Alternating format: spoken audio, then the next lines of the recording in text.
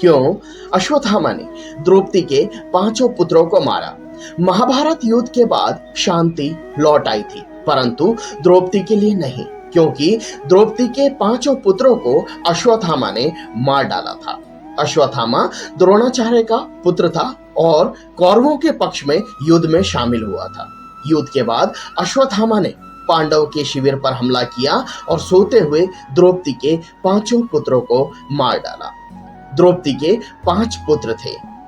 प्रतिविंद युधिष्ठिर का पुत्र, सुतसोमा भीम का पुत्र, श्रुतकर्मा अर्जुन का पुत्र, शतानिक नकुल का पुत्र और श्रुतसेन सहदेव का पुत्र।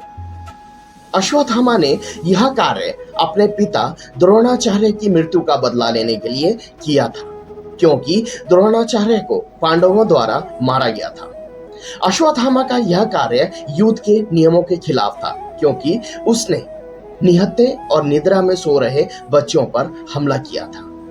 द्रौपदी गंगा किनारे बैठकर रो रही थी। तभी श्री कृष्ण भगवान आते हैं तो द्रौपदी ने कहा कि हे माधव, तुमने मुझे तो शर्म से बचा लिया, पर मेरे बेटों को क्यों नहीं?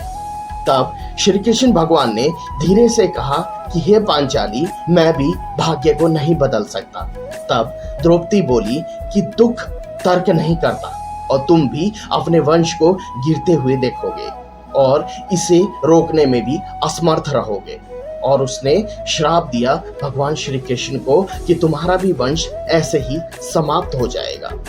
यादव श्री कृष्ण भगवान के वंशज थे और धीरे धीरे यादव वंश के अहंकार और अभिमान के कारण आपस में लड़ने लगे और श्री कृष्ण भगवान देखते रहे और कुछ भी ना कर सके, क्योंकि कुछ श्राप हमारे भाग्य के संतुलन का हिस्सा होते हैं। और फिर श्री कृष्ण भगवान चुपचाप जंगल में जाकर एक पेड़ के नीचे बैठ गए और एक शिकारी के तीर से उनका सांसारिक यात्रा समाप्त हो गई।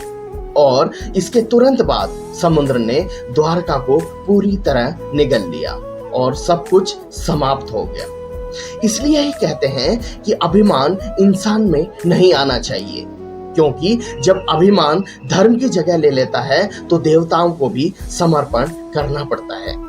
जब दुख श्राप के माध्यम से बोलता है तो ब्रह्मांड को भी सुनना पड़ता है। जय बिहारी।